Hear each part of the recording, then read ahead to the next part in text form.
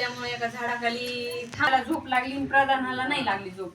तर त्या झाडावर म्हणली एक पिंगळा आणि पिंगळीचं काहीतरी चालू होतं संभाषण. आणि ह्या प्रधानाला त्यांची भाषा कळत असल्यामुळे ते काय बोलते हे त्याला समजलं. की ते काय म्हणले की ह्या जंगलाच्या पश्चिमी का कुठल्या दिशेला म्हणले एक झाड आहे आणि त्या तलावाला जे पाणी लागत नाही, एवढं समजा त्यांनी मेहनत करून एवढे पैसे घालून केलंय, त्याला समजा पाणी लागलं नाही म्हणून वायाच गेलं ना ते.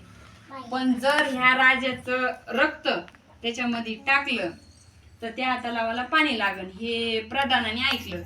पण आता अवघड गोष्ट किती होती.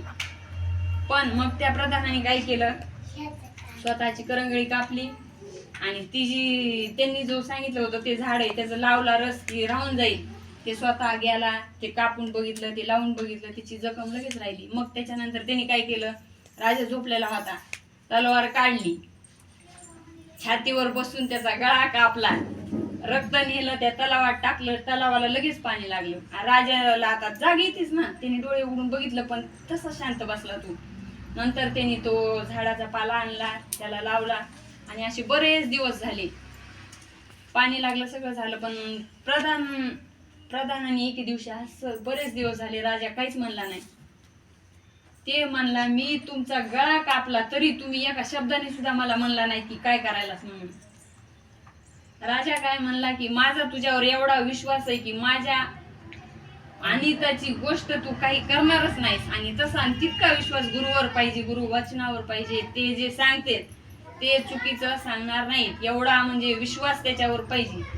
अशा पद्धतीचं दृष्टांत सिद्धांत खूप म्हणजे छान आहेत.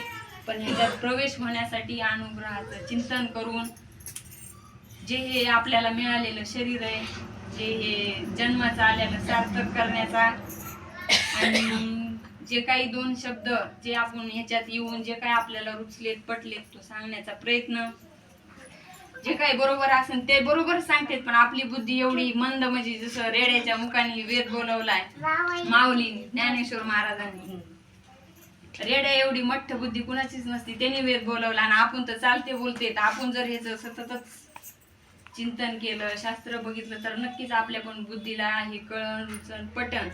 आणि जे काही बरोबर असेल ते महाराजांचं त्यांनी सांगितलेलं, आणि चुकीचं काही वेगळं वाटत असलं तर माझ्या बुद्धीचा दोष समजून मला माफ करा. आणि बोला पुंडलिका